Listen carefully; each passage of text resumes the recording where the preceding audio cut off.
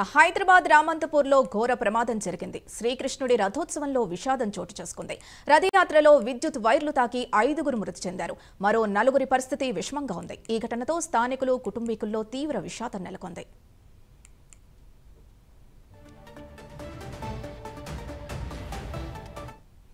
ఇదే అంశానికి సంబంధించి పూర్తి డీటెయిల్స్ మా ప్రతినిధి లిఖిత అందిస్తారు. లిఖిత, చెప్పండి, రథోత్సవంలో 5గురు మృతి చెందినట్టుగా తెలుస్తోంది. దీనిపై మీకున్న పూర్తి సమాచారం ఏంటి? Thank you Sindhu. ఇప్పటికే హైదరాబాద్ నగరంలోని రామంతపూర్ లో ఎంతో సంతోషంగా మొదలైన కృష్ణాష్టమి వేడుకలకు సంబంధించి రథయాత్ర అయితే మొదలు పెట్టారు స్థానికులు. అయితే ఈ రథయాత్ర సమయంలో కొంతవరకు కూడా విద్యుత్ తీగలు తగలడంతో దాదాపు 5గురికి కూడా అక్కడ షార్ట్ సర్క్యూట్ అనేది జరిగింది. వెంటనే 5గురు మృతి చెందినట్లుగానైతే సమాచారం. వారందరినీ కూడా ఇప్పటికే ఈ యొక్క గాంధీ హాస్పిటల్ కి తరలించినట్లుగానైతే తెలుస్తుంది. పూర్తి స్థాయిలో శోభాయాత్ర కాస్త ఏదైతే ఈ రథయాత్ర ఉందో అదంతా కూడా శవయాత్రగా అయితే మారిపోయింది.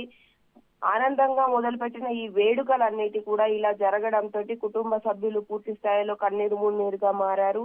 అసలు ఈ విద్యుత్ పూర్తి స్థాయిలో ఆ వేడుకలకు సంబంధించి ఎప్పటికప్పుడు కూడా మానిటర్ చేస్తున్న అధికారులు కూడా అక్కడ ఉన్న ఏదైతే ఆ యొక్క విద్యుత్ తీగలు ఉన్నాయో వాటిని చూడకపోవడం, అంతేకాకుండా సరైన వెసులుబాటు, సరైన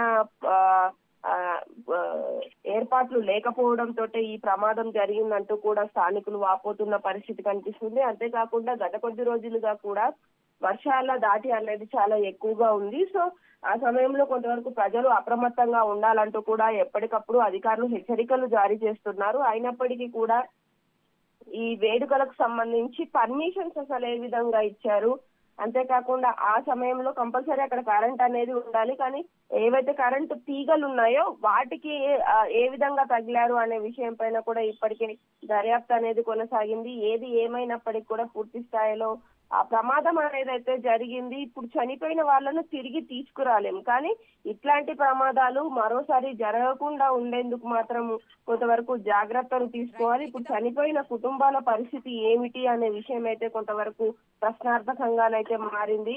ఇప్పటికే అధికారులు ఈ వర్షాలకు సంబంధించి కూడా చాలా అప్రమత్తంగా ఉండాలి, అవసరమైతేనే బయటకు రావాలి అంటూ కూడా హెచ్చరికలు జారీ చేశారు. అంతేకాకుండా కొంతవరకు ఈ రథయాత్రలకు సంబంధించి సరైన పర్మిషన్స్ కూడా లేవు.